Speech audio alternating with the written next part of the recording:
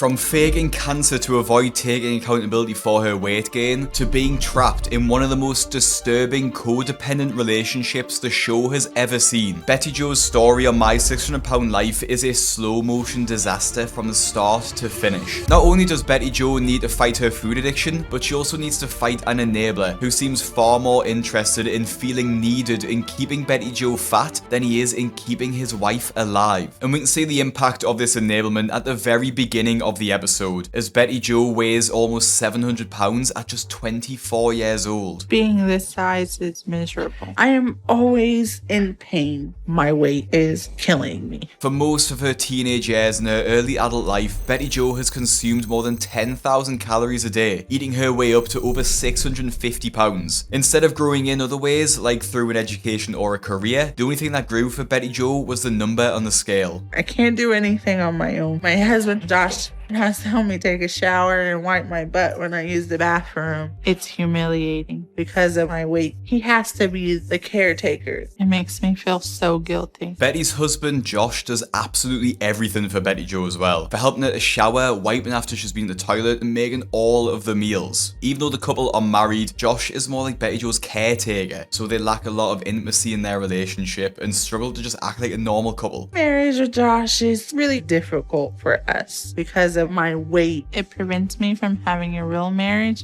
because he has to be my caretaker, and our intimacy is slim to none. Despite all that Josh does for Bettie Jo, this doesn't make him a saint. Josh is actually a massive enabler, contributing a huge amount towards Bettie Jo's weight gain and lack of independence. Now, on My 600 Pound Life, you'll hardly ever see a star without an enabler. There'll always be a character behind the scenes, giving in to the star's needs and bringing them all the food that they want. An enabler can essentially be described as a person who encourages or enables negative or self-destructive behavior in another. And this is something that we've seen time and time again on the show. The biggest example was Lisa from James King's episode, which actually ended with Dr. Now calling Adult Protective Services on her as she posed a huge threat to James's life, eventually ending in his premature death. Essentially, James was just fed to death, and this is something that we can see Josh doing with Bettie Jo. Not only is a relationship between Bettie Jo and Josh extremely unhealthy, but Bettie Jo is just unsure if she's with Josh because she really loves him, or if she just needs someone to take care of her. This is pretty dangerous for Josh, because it encourages him to keep Bettie Jo overweight and in need of him so that she won't leave him. Me and Josh has been together for so long that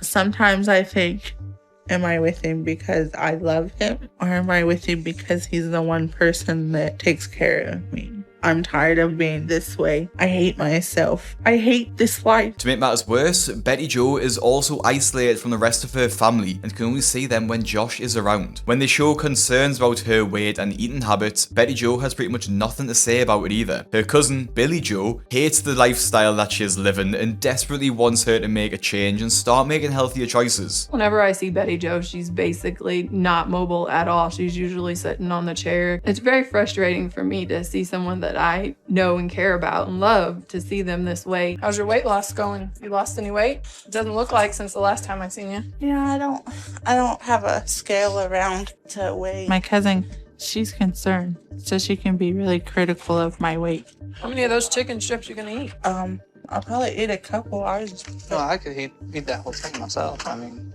Really? That's a lot of chicken.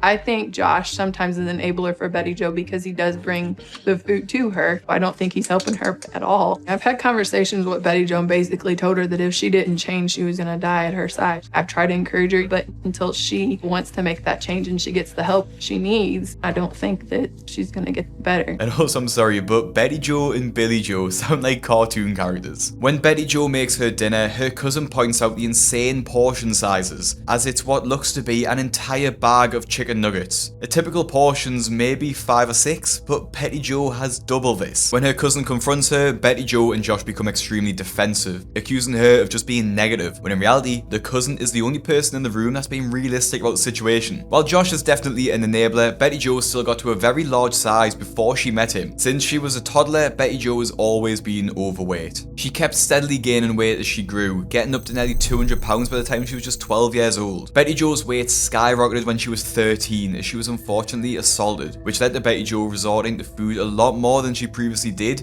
which was still a lot. By the time she was 17, Bettie Jo reached over 400 pounds and met her now husband Josh the same year. Then Bettie Jo pretty much just gave up. By the sounds of it, she was clearly struggling with a lot of mental health issues and turned to food completely as it's her only coping mechanism. Right now, I'm not even really existing. I don't do anything all day, and I almost never go out. Being out, doing stuff, it's not so easy when you're 600 pounds. Oh, okay. I mean, it's nice to be out, though.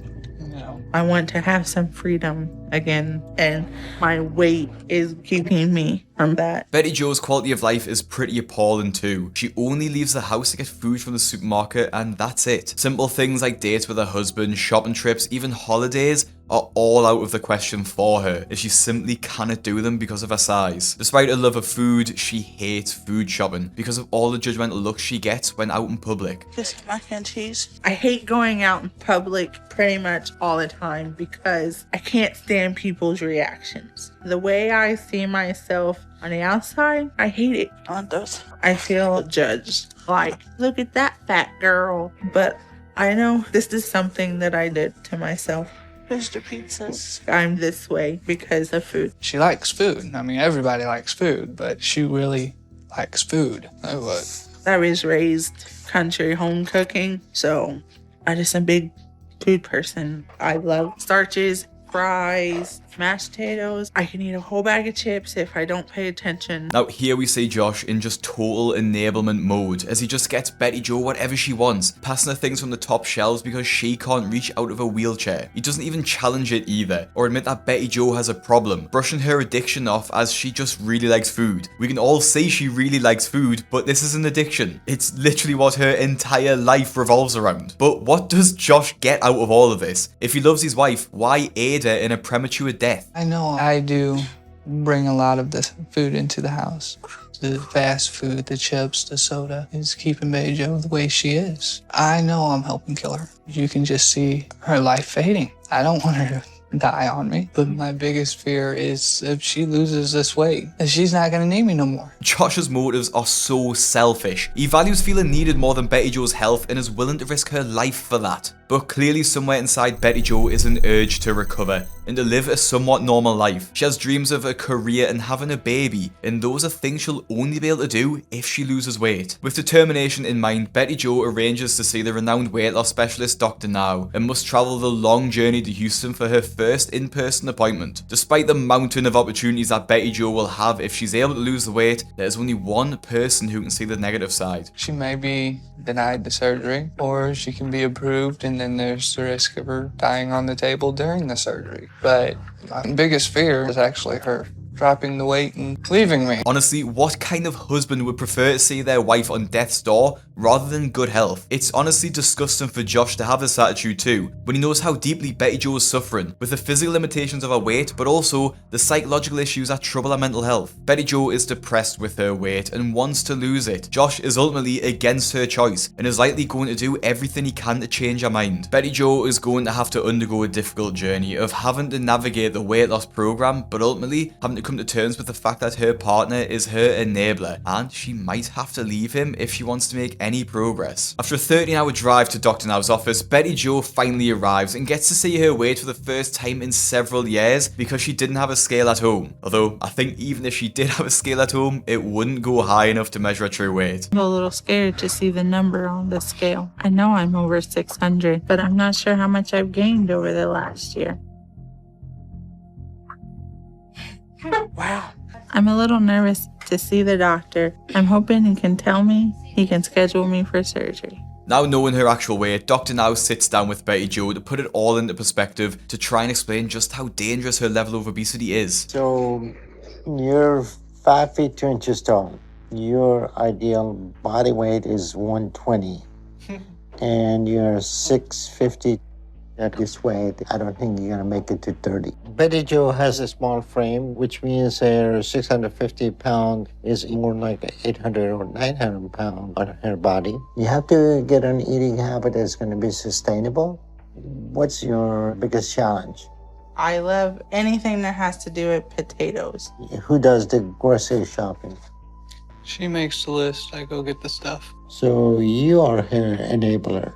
Basically, I've stopped trying to argue with her. I'm concerned that her husband may be the biggest problem. He's an enabler, but he's not overweight, which means he's feeding her because he may want her to be large. If that's the case, it's going to be a difficult situation to resolve. With a strict weight loss program to follow, Bettie Jo has to prove she is capable of losing weight and keeping it off, otherwise there's just no point in getting the surgery. Her commitment is clear from the outset, as Bettie Jo and Josh rent an apartment in Houston so that they can be close to Dr. Now. And in their new apartment, they do make an effort to eat healthier, attempting to follow Dr. Now's program. I'm trying to eat right. This is what I'm supposed to have, about a half a cup.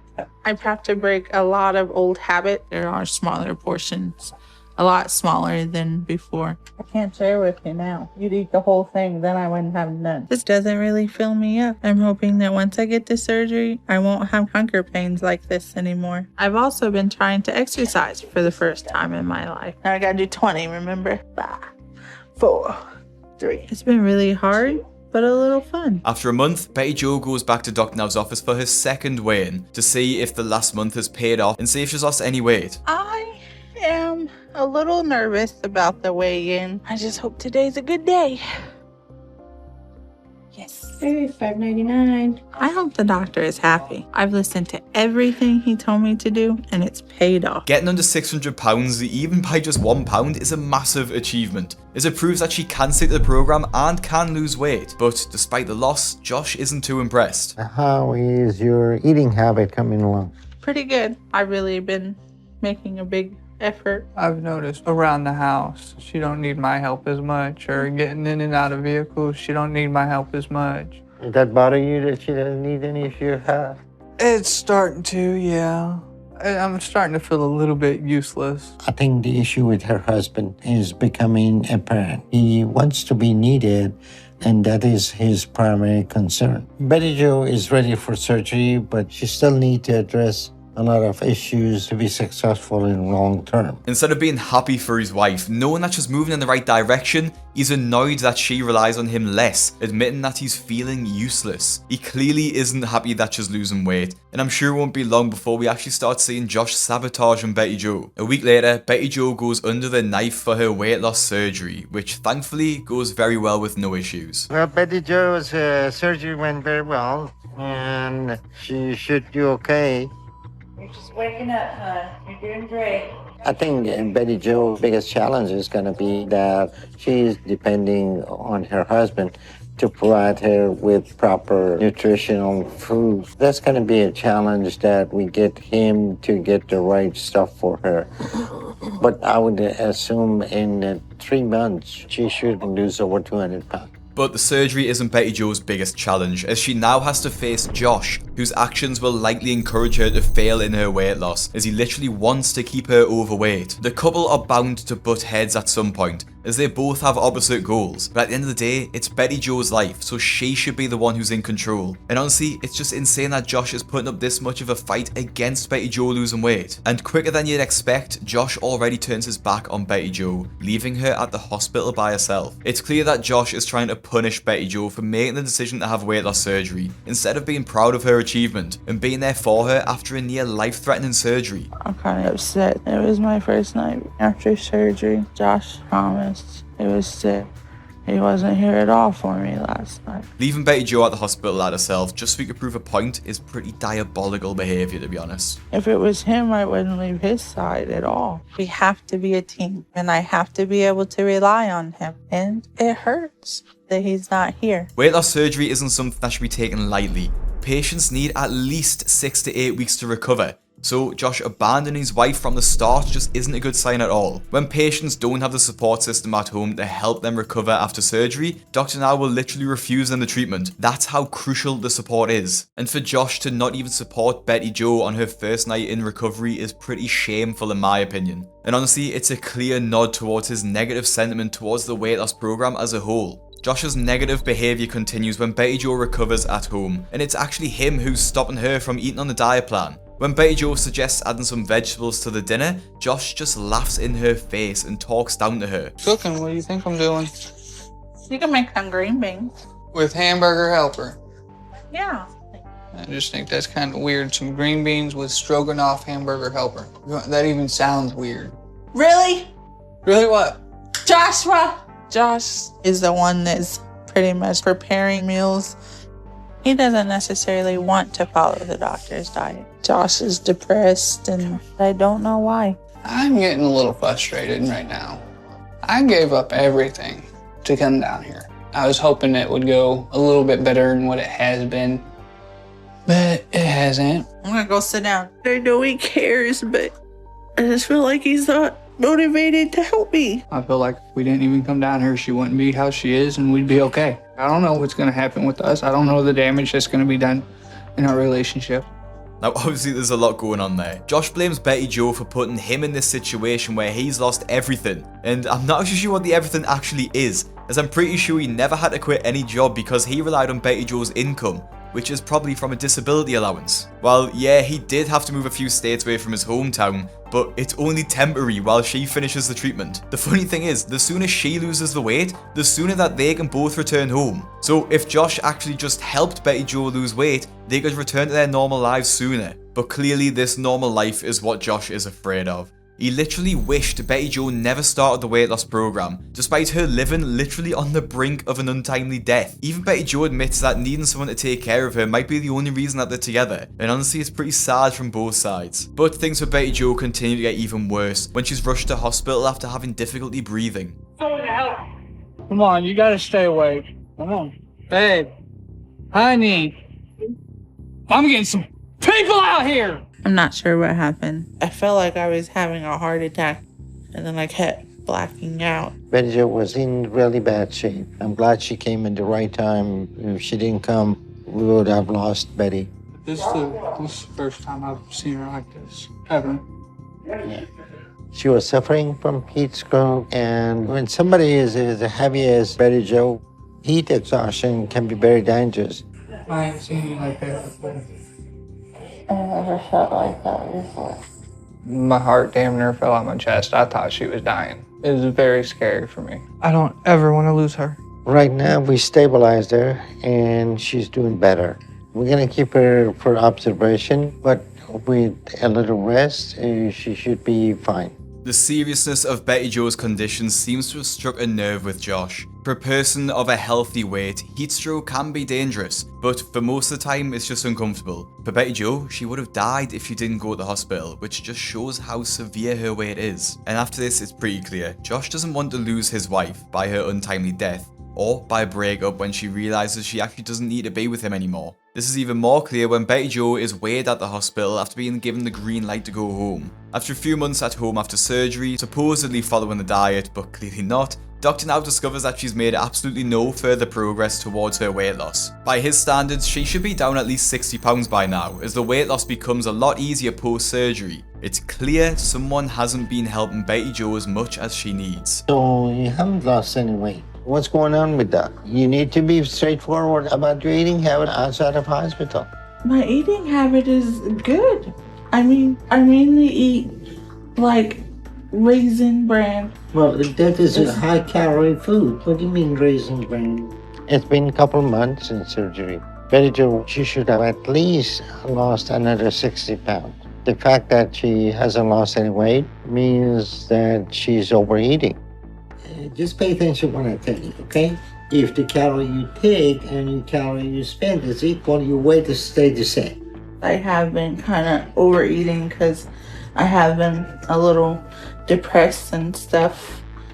Just to get your perception in the right place, you have to stay head up and oxygen. Because right now, I guarantee if we put you flat in 4 hours, you're not gonna make it. You're gonna suffocate.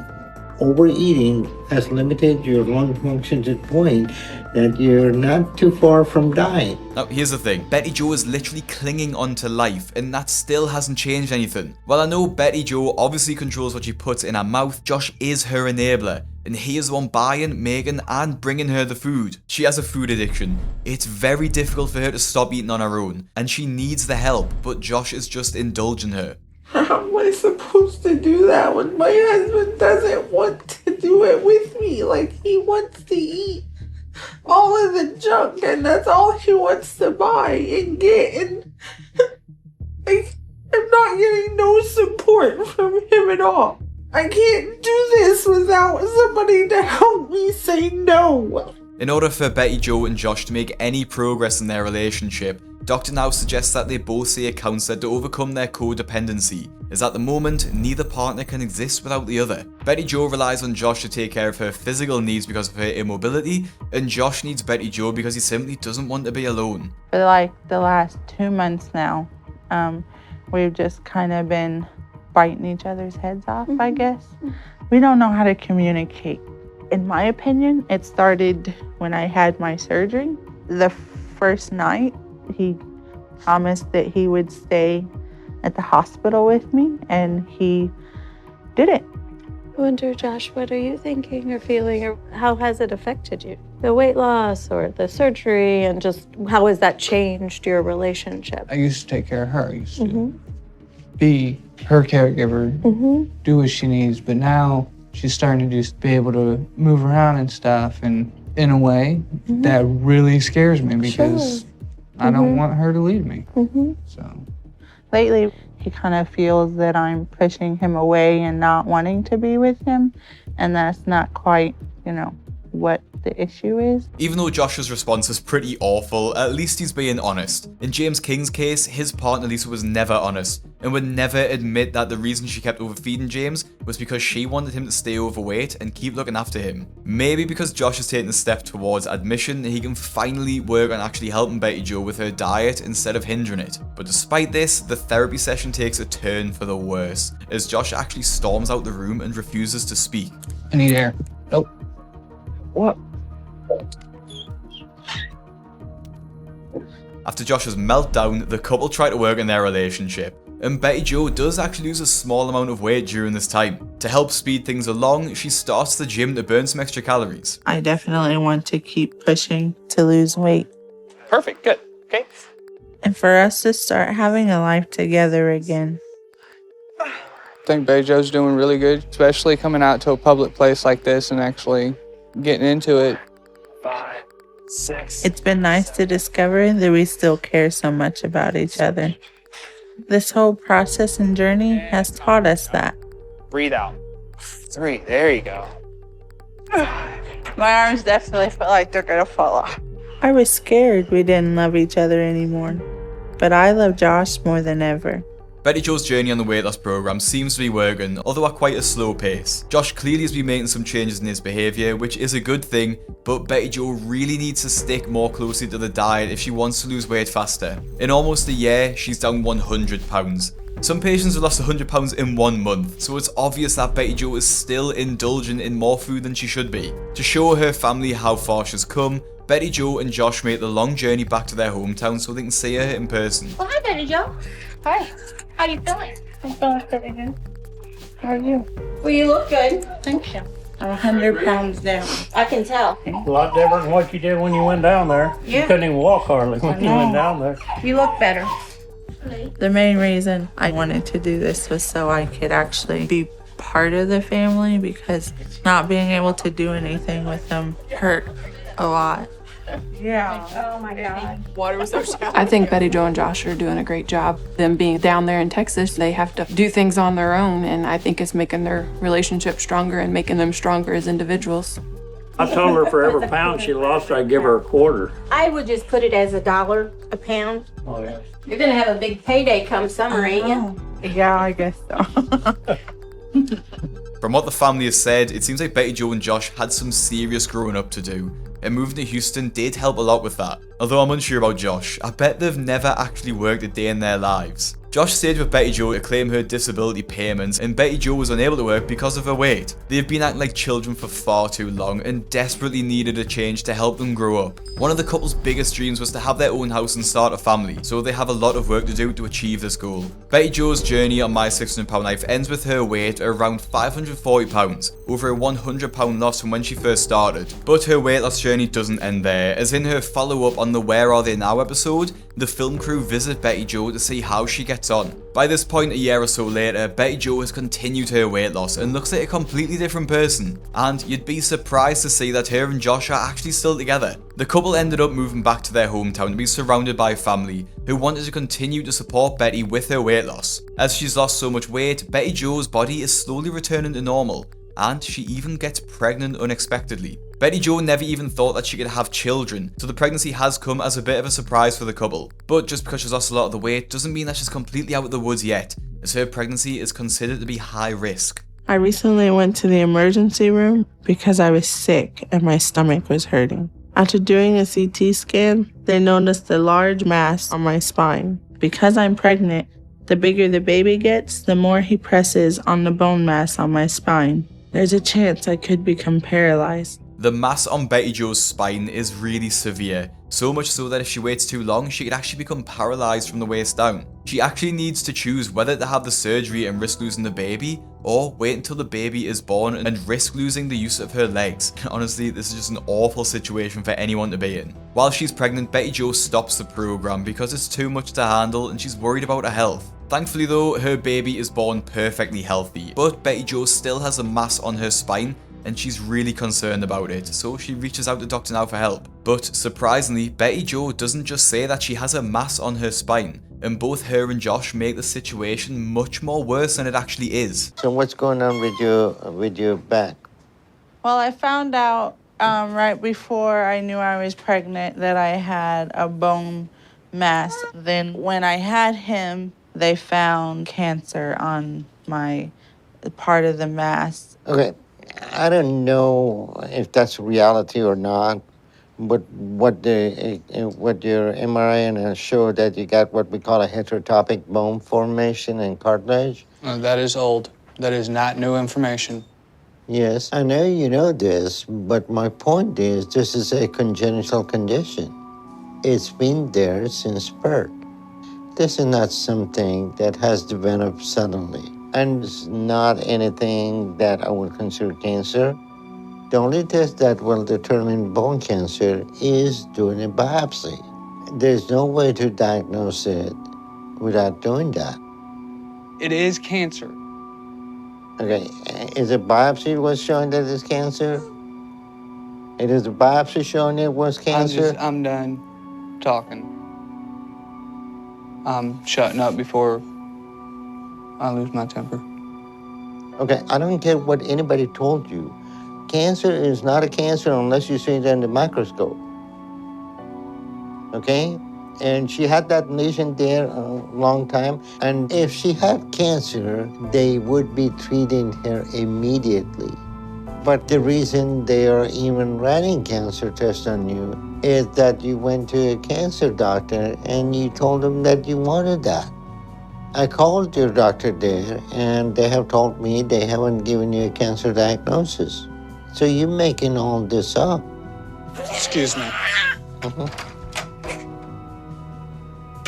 And he is done talking because he knows he shouldn't have said that, because he knows that it isn't cancer. If there's one thing I can't stand, it's when people lie about having cancer. It's just so unfair and insensitive to everyone around them. Most people I know, myself included, have had family pass away from cancer. So to have Bettie Jo and Josh weaponize the disease is really disgusting. It's obvious what's at play here too. Since losing half her body weight and getting down to below 400 pounds, she's regained her independence, and Josh has lost his control over her. Bettie Jo is using her cancer as an excuse to eat more and move less, and Josh is thoroughly enjoying it. Josh literally runs out of the doctor's office when he learns Bettie Jo doesn't actually have cancer, and he's actually annoyed about this. Surely if you found out that the love of your life and the mother of your child didn't have cancer, you'd jump for joy, not run out of the room like a baby. There are two ways to look at this really, as Bettie Jo isn't exactly the smartest person on the planet. She could have easily been manipulated by Josh into truly thinking it was cancer,